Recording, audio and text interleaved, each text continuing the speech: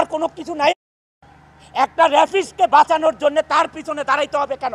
ভাত পাবেন না, ভাত খাওয়ার কোনো কিছু নাই আপনার, কেন তাকে বাঁচাইতে হবে আপনার? একটা লোক র্যাপ করে তার যাকে র্যাপ করছে তার বাবা মা একটা লয়ার ধরে তার ন্যায় বিচার পাওয়ার জন্য, আর যে র্যাপ করছে সেও লয়ার ধরকে তাকে খালাস করার জন্য। ওই লয়ারদের মা বাবা নাই, ওই লয়ারদের বোন নাই, ওই লয়ারদের বউ নাই, তার মেয়ে নাই, ওই লয়ারদের কোনো সন্তান নাই। একটা র্যাফিসকে বাঁচানোর জন্য তার পিছনে দাঁড়াইতে হবে কেন?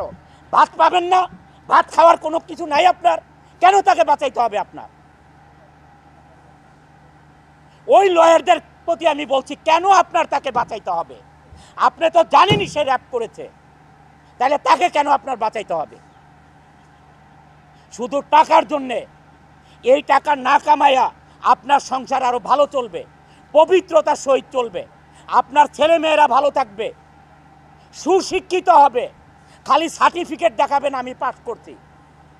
এই জন্যে আমি আবারও সবার কাছে অনুরোধ করছি, এগুলির থেকে বিরত থাকেন। আপনার পুলিশ ভাইরা অনেক কষ্ট করছে, আপনারা ন্যায় বিচারের জন্য কোর্টে হাজির করুন। সেনাবাহিনীরা ন্যায় বিচারের জন্য কোর্টে আপনাদের হাতে তুলে দেয়, আপনারাও ন্যায় বিচারের জন্য হাজির করুন। আমি এই কয়দিন ধরে দেখছি পুলিশ ভাইরা অনেক কষ্ট করছেন এবং ন্যায় বিচার করার চেষ্টা করছেন। আমি আপনাদের কাছে কৃতজ্ঞ, আমি সেনা প্রধানের কাছে কৃতজ্ঞ, সেনা প্রধানের ফুল টিমের কাছে আমি কৃতজ্ঞ। আজকে এই ইন্ডাস্ট্রিকে রক্ষা করার জন্য আমি আপনাদের কাছে কৃতজ্ঞ। আর আমাদের বিচারক, মাননীয় বিচারক মহোদয়দের কাছে অনুরোধ, তাদেরকে জামিন দিয়ে দেশের ক্ষতি করবেন না। জীবনের সব আয়োজন এখানে একসাথে। আর যেই লয়াররা তাদের পাশে দাঁড়ান, দয়া করে দাঁড়াবেন না। আপনারা যেই টাকায় এই অন্যায়ের পথে কামাবেন, এইটার চেয়ে বেশি আপনাদের সংসারে চলে যাবে।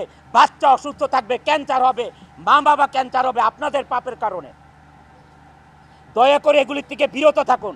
আর শ্রমিক লিডার ভাইয়েরা, যখন ইন্ডাস্ট্রি বন্ধ হয়ে যাবে, এই যে যেভাবে সাভার আশুলিয়া 240টা গ্রুপ অফ ইন্ডাস্ট্রি বন্ধ হয়ে গেছে, তখন শ্রমিক চোখে দেখবেন না। আর এই শ্রমিকরাই একদিন আপনাদেরকে শাসন করবে, মনে রাখেন আপনারা কথাগুলো। এই ইন্ডাস্ট্রি এই শ্রমিকদের ঘামে ঝরানো ইন্ডাস্ট্রি। আমরা কোনোদিন 4-5 মাসের কারোর বেতন বকেয়া রাখি না। আমার জীবনে যা ইনকাম করছি এইখানে ইনভেস্ট করা, সবার পিছনে ইনভেস্ট করা। আমার কোনো কথায় ভুল হলে মাফ করবেন আমাকে, কারণ আমি